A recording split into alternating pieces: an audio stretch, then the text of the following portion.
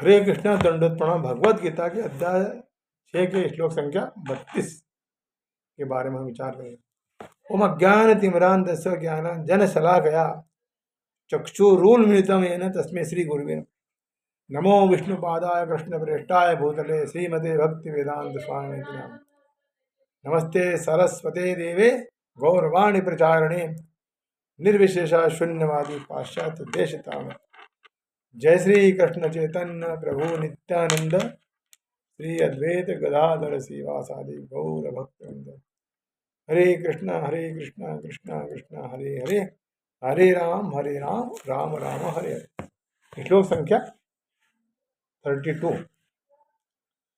आत्मोपमेन सर्वत्र समं पश्यन्ति अर्जुन, सुखम वा यदि वा दुखम स योगी परमो मता।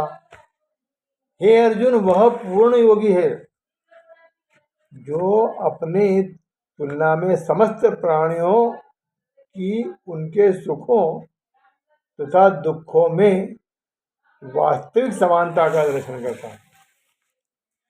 आत्मोपमेन सर्वत्र समम पश्यति अर्जुन।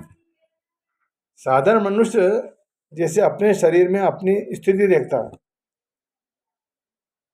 तो उसके शरीर के किसी अंग में किसी तरह की पीड़ा हो ऐसा वह नहीं चाहता, अपितु सभी अंगों का समान रूप से आराम चाहता है। किसी अंग में कुछ नहीं होना चाहिए। ऐसे ही सब प्राणियों में भगवान को समान देखने वाला भक्त सभी प्राणियों का समान रूप से आराम चाहता है। उसके सामने कोई दुखी प्राणी आ जाए तो अपने शरीर के किसी अंग का दुख दूर करने की तरह ही उसका दुख दूर करने की इसमें स्वाभाविक चेष्टा रहती है। तात्पर्य है कि जैसे साधारण प्राणी की अपने शरीर के लिए आराम की चेष्टा रहती है, ऐसे ही भक्तों की दूसरों के शरीर में आराम के लिए स्वाभाविक चेष्टा होती है। सर्वत्र कहने का मतलब है कि उसके द्वारा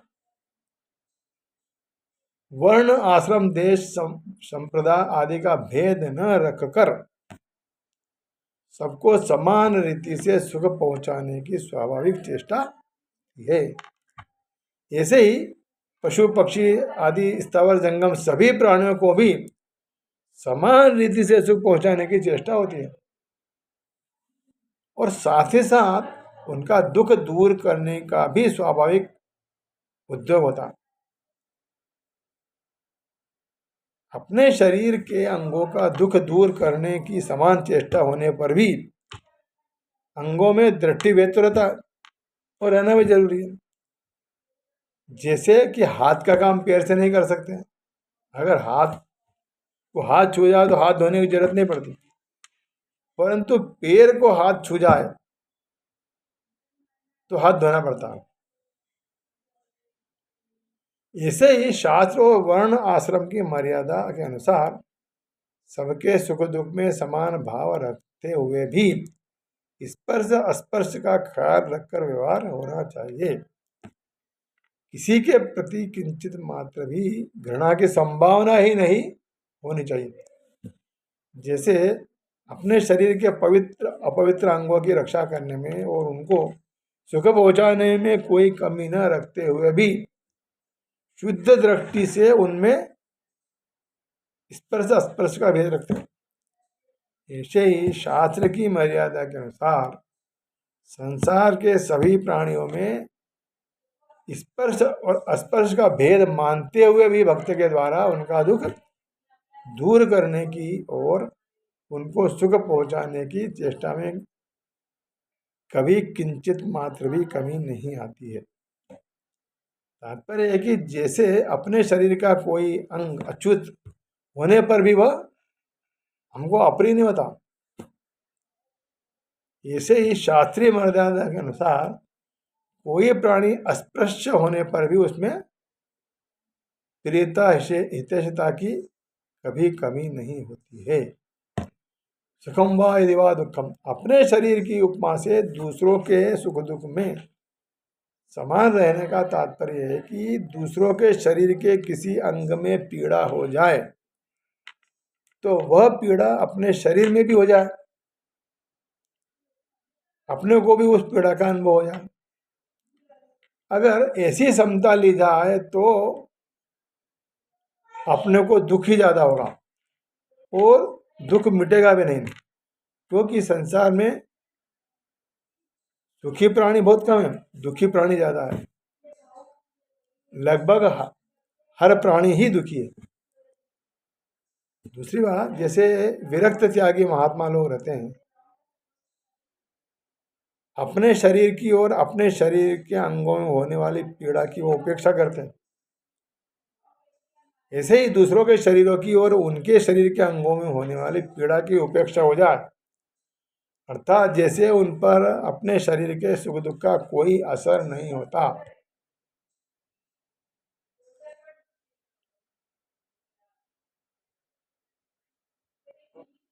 ऐसे ही दूसरों के सुख दुख का भी अपने में असर न हो, यह भी इस पद का तात्पर्य नहीं है। इसका तात्पर्य है कि जैसे शरीर में आसक्त ज्ञानी अज्ञानी पुरुष के शरीर में पीड़ा होने पर उस पीड़ा को दूर करने में और सुख पहुंचाने में उसकी चेष्टा रहती है, तत्परता होती है। ऐसे ही दूसरों का दुख दूर करने में और उसको सुख पहुंचाने में भक्ति की स्वाभाविक चेष्टा होती है, तत्परता होती है। जैसे किसी के हाथ में चोट लग गई और वह लोक समुदाय में जाता है, तो उस पीड़ित हाथ को धक्का न लगे इसलिए दूसरे हाथ को सामने रखकर उस पीड़ित अपने हाथ की रक्षा करता और उसको धक्का न लगे ऐसा उद्योग करता। परंतु उसके मन में यह अभिमान नहीं रहता कि मैं इस हाथ की पीड़ा दूर करने वाला हूँ, उसको इसको सुख पहुंचाने वाला हूँ। वह उस हाथ पर ऐसा एहसान भी नहीं करता कि देख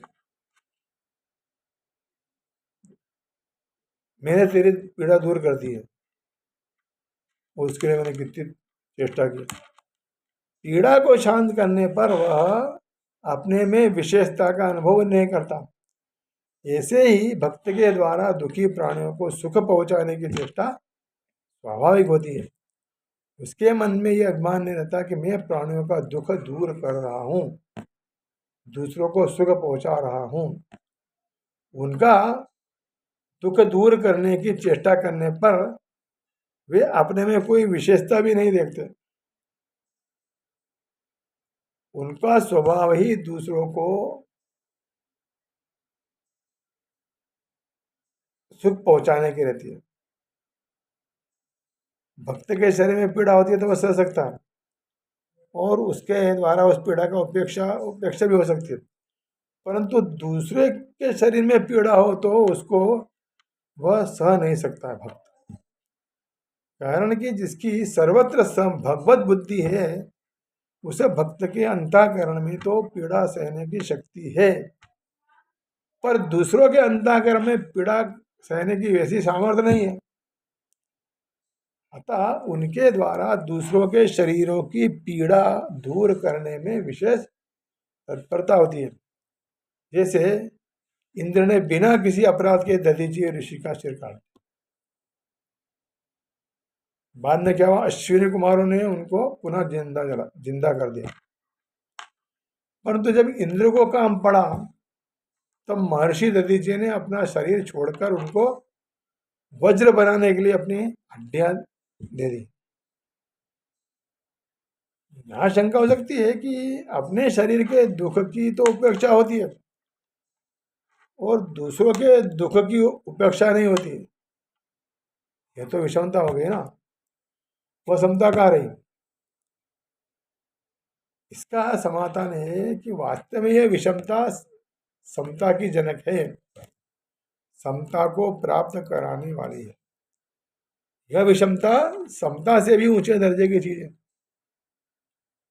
साधक साधन अवस्था में ऐसी विषमता करता है तो सिद्ध अवस्था में भी उसकी ऐसे ही स्वाभाविक प्रवृत्ति होती है, परंतु उसके अंतःकरण में किंचित मात्र भी विषमता नहीं आती। सो योगी परमो मथा, उसकी दृष्टि में सिवाय परमात्मा के कुछ नहीं रहता, कुछ नहीं है। वह नित्य योग माने परमात्मा के साथ नित्य संबंध और नित्य समता में स्थित रहता है। कारण कि सर्वत्र भगवत बुद्धि होने से उसका परमात्मा से कभी वियोग होता ही नहीं है और वह सभी अवस्थाओं और परिस्थितियों में एक रूप ही रहता है। अतः वह मुझे परम योगी मान्य है, ऐसा भगवान कहते हैं। हरे कृष्णा। धन्यवाद।